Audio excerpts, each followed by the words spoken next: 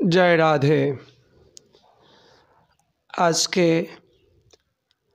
एक पवित्र अवसरे आम्रा एसे उपस्थित हয়েছি। সেই পবিত্র অবসরটি হলো আমরা মহাপ্রভুর জীবনের কিছু মহা গুরুত্বপূর্ণ শিক্ষা নিয়ে আলোচনা করব, যেটি বৈষ্ণব জগতে যে সমস্ত ভজনশীল সাধক রয়েছেন তাদের জানাটি অতি আবশ্যক। কারণ আমরা কোনো মন্দির প্রতিষ্ঠানে থাকি বা কোনো কুটিয়া বানিয়ে থাকি বা গৃহের মধ্যে থাকি, যেখানেই থাকি না কেন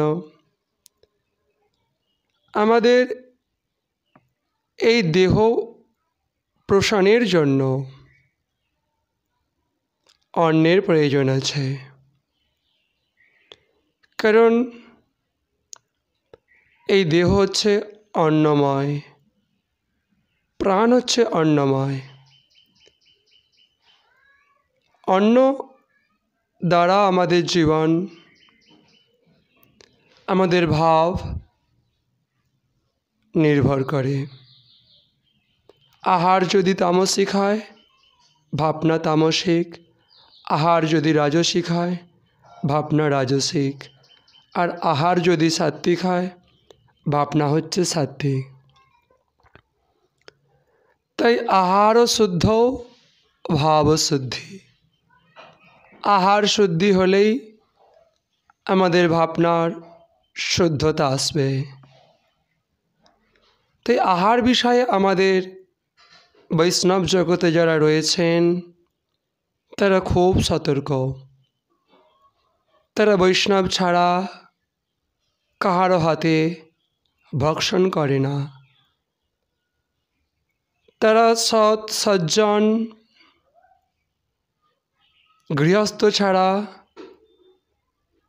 কারো গৃহ থেকে ভিক্ষাও গ্রহণ করে না। এই জায়গাতেই একটু ভাবতে হবে আমাদের, যেখানে মহাপ্রভু স্বয়ং সতর্ক করে দিয়েছেন আমাদের, বিষয়ীর অন্ন খাইলে মলিন হয় মন, মন মলিন হলে নহে কৃষ্ণেরও স্মরণ। আমরা যারা বৈষ্ণব জগতে বা ভগবত মার্গে রয়েছি, তাহাদের উদ্দেশ্য সর্বদাই ভাবকে শুদ্ধ রাখা এবং ভগবানের স্মরণ করে এই জীবনের পরমায়ুকে সার্থক করা। তাই আমাদের আহারের দিকে অতি সতর্ক থাকতে হয়। যা ভগবানের প্রসাদ নয় তা ভক্ষণ করে না কখনো বৈষ্ণব, কারণ তা মলমূত্রের মতো তাহাদের কাছে বর্জনীয়। তারা যা কিছু রন্ধন করে সেটা শাক পাতা ফলমূল দুধ এবং জল, এছাড়া অন্য কিছু নয়। সেগুলো ভগবানে নিবেদন করে তারপর সেটি প্রসাদ করে গ্রহণ করে। ভগবানকে দেওয়ার পর যেটা গ্রহণ করছে সেটা হচ্ছে মহাপ্রসাদ। আর ওই মহাপ্রসাদই যখন কোনো উত্তম বৈষ্ণব গ্রহণ করে আমাদের প্রদান করে, তাহার পর তার মাহাত্ম্য আরও বেড়ে যায়, সেটি মহাপ্রসাদ হয়ে যায়। তাই সকলের হয়তো সব সময় বৈষ্ণবকে নিবেদন করে বৈষ্ণবকে ভোজন করিয়ে তারপর খাওয়া সম্ভব হয় না, কারণ সর্বত্রই তো আর বৈষ্ণব পাওয়া যায় না। তাই সকলের হয়তো মহাপ্রসাদ গ্রহণের সেই সৌভাগ্য থাকে না, কিন্তু যারা বৈষ্ণব প্রকৃত অর্থে তারা কিন্তু সর্বদাই মহাপ্রসাদ গ্রহণ করে, অর্থাৎ ভগবানে নিবেদন করার পরই তারপর সেই বস্তু গ্রহণ করে, নচেৎ তারা সেই বস্তুকে মলমূত্র মনে করে ত্যাগ করে।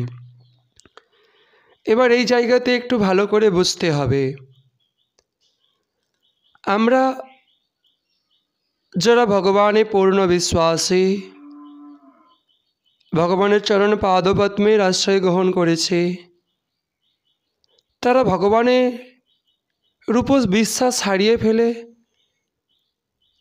আজ উদর পূর্তির জন্য তাদের মন্দিরে প্রণামী বাক্স রাখতে হচ্ছে, মন্দিরে টলি ব্যাগ রাখতে হচ্ছে।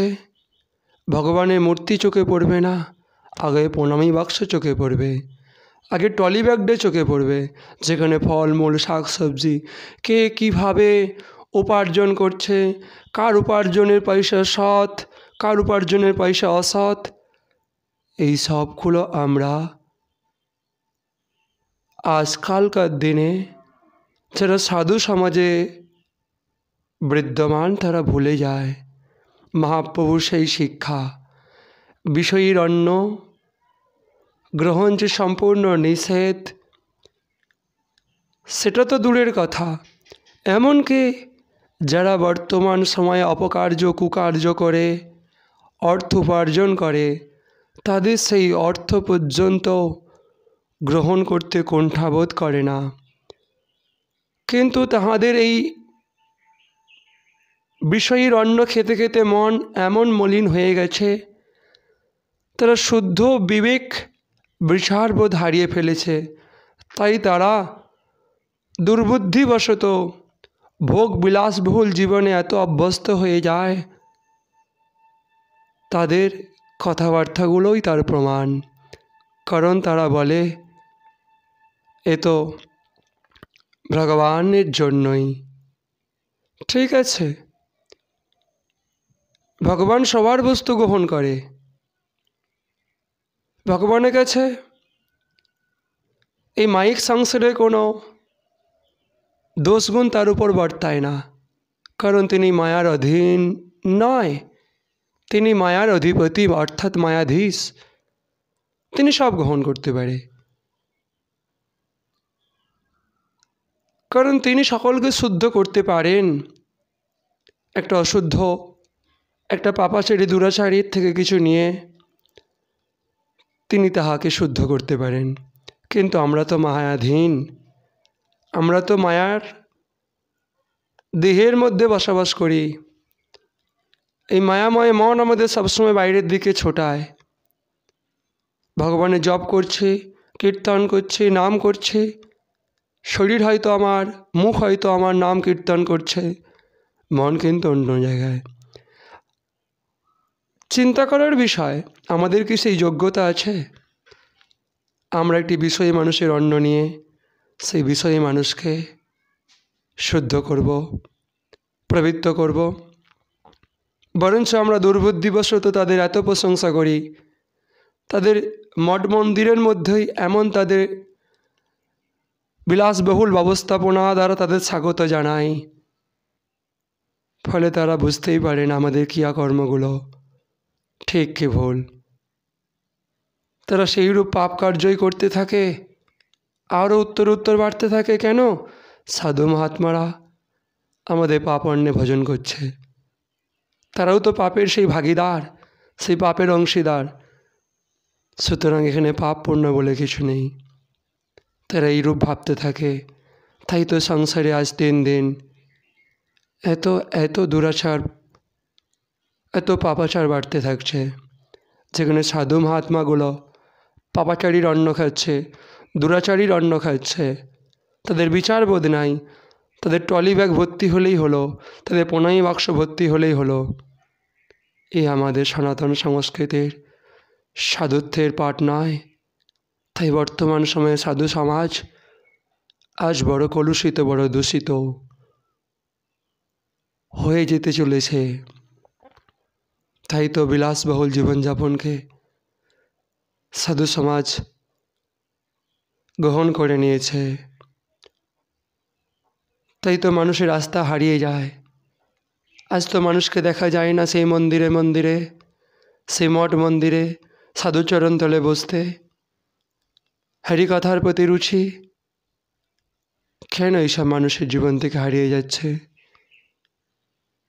কারণ আজ সাধুত্বের মধ্যে সেই সাধুত্ব নাই, কেবল সাধুত্বের চিহ্ন পোশাকটাই রয়ে গেছে। খুব কম সংখ্যক সাধক রয়েছে যারা সত্যিকারের ভজনা করে, বাহারি মানুষের অপেক্ষা রাখে না, একমাত্র ভগবানের অপেক্ষায় বসে থাকে। তাই তো সাধকদের সবসময় এই চিন্তা রাখা উচিত, বৈরাগী হয়ে যেবা করা পরাপেক্ষা, কার্যসিদ্ধি নহে তার কৃষ্ণ করেন উপেক্ষা। বৈরাগী হয়ে যে মানুষের অপেক্ষায় বসে থাকে, যাকে পোনাই বাক্স লাগাতে হয় মন্দিরে মন্দিরে, টলি ব্যাগ রাখতে হয় মন্দিরে মন্দিরে, তারা কেনই নিজেদেরকে মিথ্যা অভিমান করে আমরা ভগবানের ভক্ত, ভগবানের সেবক? তাই তো ভগবানের প্রতি বিশ্বাসই নাই। বলো না গো রাধে রাধে।